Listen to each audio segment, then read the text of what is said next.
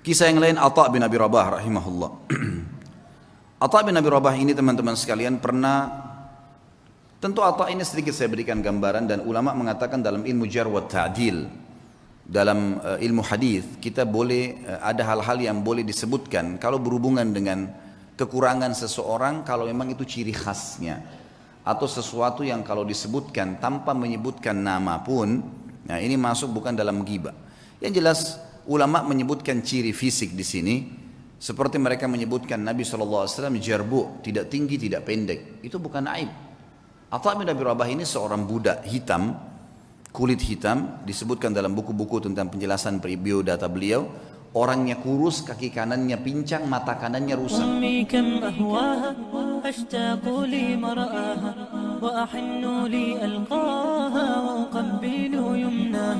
Fisiknya sangat kurang, rahimahullah.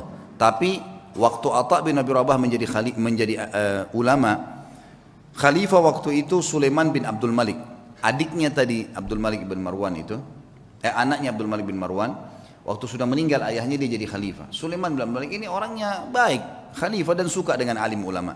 Dia mengeluarkan peraturan kalau tidak boleh mengeluarkan fatwa di musim haji kecuali Atha bin Abi Rabah, orang alim ulama. Karena ini dalam haji tidak boleh sembarangan nih. Sampai Atha bin Abi Rabah dapat julukan ya alimnya ulama, gurunya para ulama. Ulama-ulama pun kalau datang di Mekah banyak meminta nasihat dari beliau.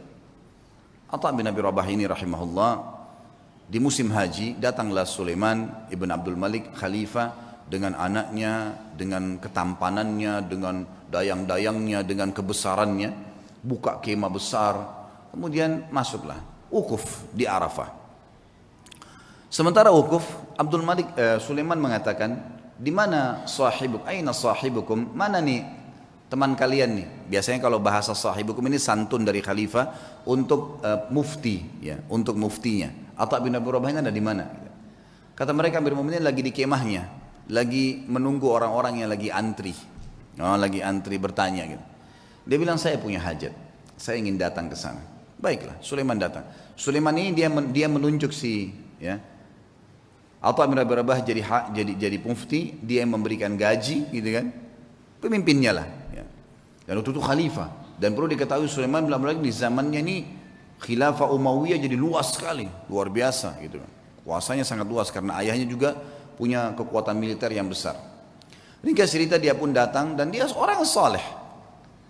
Begitu dia masuk ke kemahnya Atha bin Abi Rabah, disambut oleh Atha bin Abi Rabah, pelukan, ngobrol, saling menyebutkan kata-kata yang santun satu sama lain sebagaimana adab seorang muslim.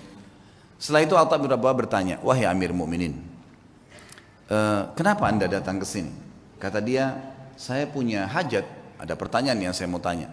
Kata Atha bin Abi Rabah, ini orang tadi saya bilang ya, kekurangan fisiknya ada, dia pegawainya, yang datang ke dia ini, kalau mungkin maaf teman-teman di gubernuran sini, presiden langsung yang datang, bukan cuma gubernur.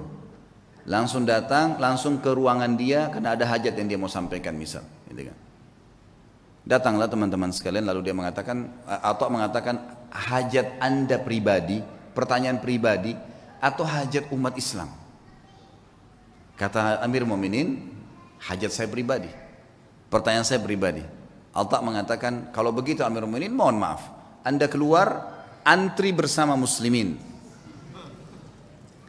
Karena ada yang sudah antri sebelum anda punya hajat pribadi.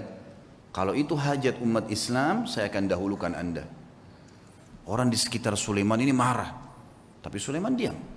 Rahimahullah. Beliau sangat luar biasa. Mana ada presiden atau raja mau dipermalukan begini? Kan tinggal jawab selesai kan gitu.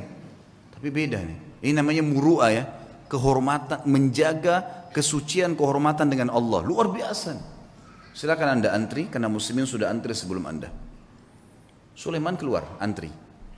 Ini orang di belakangnya sudah pada marah nih. Ajudan-ajudannya segala sudah luar. Ini kalau bukan karena Sulaiman, dalam riwayatnya dikatakan kalau bukan karena Sulaiman diam, maka kami sudah ngamuk nih. Gitu. Gitu kan? Ini kalau orang sekarang sudah remuk-remuk tulangnya gitu kan. Subhanallah antri. Dan Atha bin Abi Rabah dalam kisah ini dikatakan menjawab fatwa dengan tenang. Hukumnya begini, sampai selesai. Sampai giliran datang Sulaiman. Begitu datang bertanya, dijawab juga dengan tenang. Sudah selesai, pulang, sudah pamit pergi. Begitu kembali ke istana, Tentu ada masalah nih ya. Sulaiman bin Malik dengan keimanannya juga akhirnya dia mengatakan, kumpulin semuanya, kumpulin semua kerabat saya yang ada hadir di sini dan semua ajudan pemerintahan. Dipanggil semua kumpul. Di kemah yang besar mereka kumpul. Lalu dia mengatakan, apa yang kalian lihat bukanlah sesuatu yang mempermalukan. Amir Mu'minin, raja, bukan sesuatu yang mempermalukan. Dan demi Allah, Allah memuliakan Atha bin Abi Rabah dari saya karena ilmunya. Dan di dalam Islam memang seorang alim di atas seorang amir. Dan memang saya punya hajat pribadi, maka jangan pernah ada yang merasa marah dengan Atha bin Abi Rabah, karena saya sendiri tidak marah dengan dia. Dan wahai anak-anakku dan para ajudanku, belajarlah agama, karena ilmu agama akan mengalahkan singasana para khalifah. Tapi bagaimana teman-teman, khalifah bisa begitu, Atha bin Abi Rabah alim bisa begitu. Dan semua dengan lapang dada bisa menjaga. Kenapa? Karena mereka yakin ada raja yang sebenarnya, Allah Azza wa Jalla. Kita teman-teman cuma kebetulan saja beda formalitas nih, baju bedanya cuma sementara. Ini jabatannya, oh ini si fulan, ini mobilnya bedanya begini. Itu cuma hiasan, kemasan.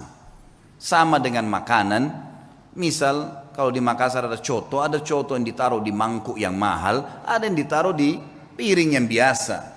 Tapi sama saja coto, gitu kan gitu. Mudah-mudahan bahasa ini bisa difahamin, gitu kan. Karena kalau makanan langsung paham biasanya. Satu waktu, kisah yang lain, Atha bin Abi Rabah mendatangi. Jadi Sulaiman meninggal dunia. Khalifah tadi meninggal dunia, sudah lewat waktunya dia meninggal dunia. Datang adiknya bernama Hisham. Hisham bin Abdul Malik, biasanya memang sudah tradisi, mungkin teman-teman di kantor pemerintahan sudah tahu, biasanya kalau ada datang pejabat baru, maka dia akan ambil informasi dari pejabat sebelumnya tentang orang-orang relasi yang bisa dihubungin, kan gitu. Itu sudah biasa, turun-temurun memang dari dulu gitu. Tapi mudah-mudahan relasinya ini orang-orang yang tepat. Yang jelas Hisham bin Abdul Malik sudah tahu, kakaknya ini Sulaiman terkenal dengan kesolehannya, dengan kealimannya, dia telah menunjuk ya Atha menjadi mufti. Maka dia tidak mau ganggu tuh, dibiarin Atha jadi mufti, lanjutin fatwanya. Satu waktu Atha bin Abi Rabah datang ke istananya. Atha bin Abi Rabah ini teman-teman sekalian naik keledai, keledainya tua. Dan untuk naik ke keledai itu kan biasanya ada pijakan untuk injak ya, itu dari kayu biasa. Bajunya biasa, imamahnya juga sudah tua, besar gitu. Dia lagi jalan dari Mekah menuju ke Damaskus, ibu kota Syria. Perjalanan lumayan 1 bulan. Subhanallah, begitu sudah kelihatan istananya Khalifah Hisham bin Abdul Malik, ada satu ulama lain namanya Atha juga Al-Khurasani dari Persia.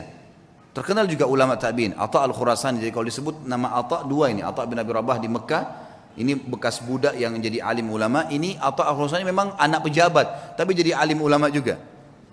Dia lagi di kereta kencananya, kalau kita sekarang mungkin mobil yang paling mewah gitu kan. Kalau kita kencana dulu, ada 2 orang yang di depan memenggung kudanya dihias dengan beragam macam hal. Luar biasa lah, ketahui ini pejabat gitu. Begitu Atha Al-Khurasani lihat dari jauh, Atha bin Abi Rabah dikenal nih. Dia suruh berhentiin kereta kencananya, ada anaknya yang ikut di situ, anaknya Atha Al-Khurasani lagi ikut. Lalu Atha Al-Khurasani turun, mendekati keledai itu. Kata anaknya yang meriwayatkan kisah, saya belum pernah lihat ayah saya turun mendampingi orang, datangin orang. Biasanya dia yang didatangin. Ini enggak, dia turun dia datangin. Siapa orang ini? Sudah imamahnya tua, bajunya tua, keledainya lagi pakai kayu, gitu kan. Kata anaknya nih, dia bilang, saya tidak pernah lihat ada orang semiskin itu. Dalam kisah itu gitu. Lalu ayah saya pun datang memeluk salaman seperti sahabat lamanya. Lalu mereka ngobrol, saya tidak tahu apa yang diobrolin. Lalu kemudian ayah saya kembali ke kereta kencana lalu mengatakan kepada saya, wahai anakku, saya akan masuk bersamanya ke Amir Mukminin. Kata anaknya, ayah, siapa orang ini? Saya belum pernah lihat orang semiskin ini gitu.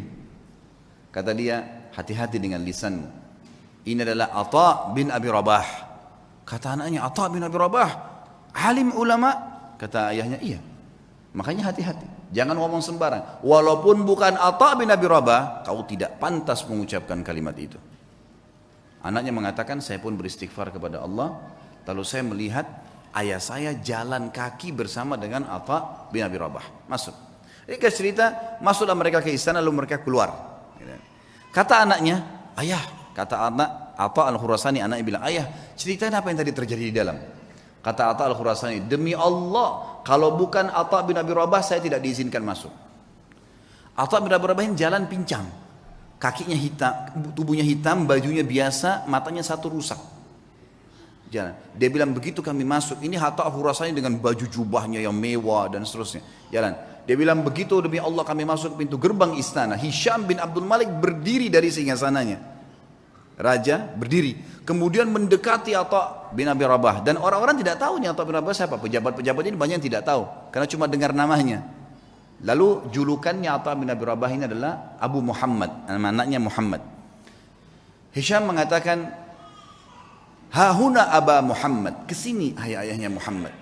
Atha bin Abi Rabah setiap mau mampir ke sebuah kursi dia bilang, la hahuna Aba Muhammad, dirangkul terus tangannya. Kata Atha al-Khurasani, begitu sudah dekat dengan singgasananya, lalu kemudian saya dipersilakan duduk. Atha al-Khurasani dipersilakan duduk. Lalu Atha bin Abi Rabah demi Allah didudukkan di sebelah singgasana khalifah, sebelahnya pas. Dan belum pernah singgasana khalifah diduduki oleh orang lain termasuk anaknya khalifah. Enggak boleh duduki singgasana itu. Hisham mengajak Atha bin Abi Rabah yang luar biasa begitu kehidupannya tadi, kondisinya duduk di sebelahnya. Lalu kata Hisham, ya Aba Muhammad, ada hajat apa? Kata dia, ada hajat saya. Hajat yang pertama dia bilang, penduduk Mekah dan Madinah wahai Amir Mu'minin, tetangganya Allah dan tetangganya Rasulullah SAW. Karena di Mekah ada Ka'bah, berarti orang yang tinggal di Mekah kan tetangganya Allah, bahasa santunnya begitu. Di Madinah ada rumah Nabi SAW, walaupun ada kuburannya beliau sekarang, sudah jadi kuburan, tapi kan rumahnya Nabi masih ada. Itu kan masuk dalam masjid. Tetangganya Rasulullah SAW terlambat ataya mereka. Ataya ini kayak pemberian yang diberikan oleh kerajaan, ya, dari khilafah diberikan kepada masyarakat semua, kaya atau miskin semua dapat. Dari hasil pendapatan negara nanti dikeluarkan untuk kebutuhan negara, kemudian sisanya dibagi rata. Itu haknya masyarakat. Penduduk Mekah dan Madinah tetangga dengan Rasulullah SAW terlambat ataya mereka. Maka saya mengingatkan anda kepada Allah agar memberikan kepada mereka. Baik. Kata Hisham, ya gulam, sekretaris datang, catat dan berikan sekarang juga. Ada lagi hayanya Muhammad, ada lagi. Para mujahidin yang membela perbatasan kaum muslimin, mereka ribat setiap hari. Terlambat gaji-gaji mereka. Ada istri dan anak mereka mengeluh dengan saya.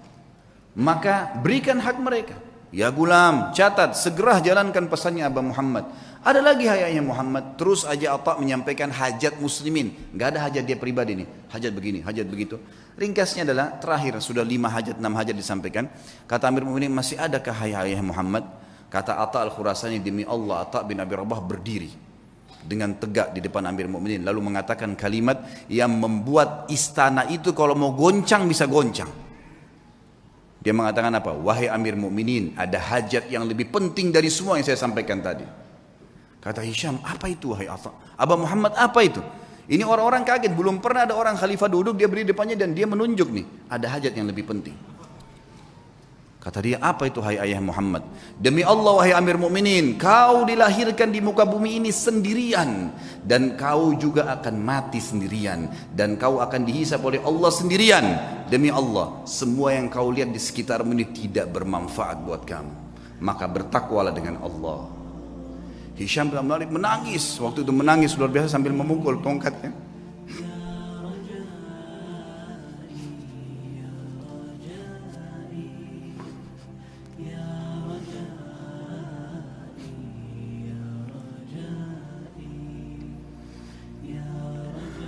Hisham bin Abdul Malik akhirnya memukul tongkatnya sambil menangis, teman-teman sekalian. Lalu mengatakan jazakallahu khairan, semoga Allah balas anda dengan kebaikan. Setelah itu kemudian kata Atha al-Khurasani, kami pun keluar. Dan demi Allah Atha bin Abi Rabah tidak minum segelas air pun dari Amir Mu'minin. Tidak minum segelas air pun. Dan waktu kami tiba di pintu gerbang, maka dikejar oleh seorang sekretaris untuk memberikan dia sekantong uang emas. Maka Atha mengatakan, demi Allah saya datang bukan untuk ini. Kemudian ditinggalkan. Lalu kemudian Atha bin Abi Rabah pulang teman-teman sekalian hanya untuk menasihati khalifah dengan hajat muslimin, dan tidak ada hajat dia sama sekali. Kata Atha al-Khurasani sebagai penutup kisah, demi Allah kalau Atha bin Abi Rabah menyebutkan semua hajatnya maka akan dipenuhi oleh Amir Mu'minin. Itulah kisah yang luar biasa dari seorang Atha bin Abi Rabah, yang luar biasa bagaimana menasihati khalifah dan karena Allah Subhanahu wa taala.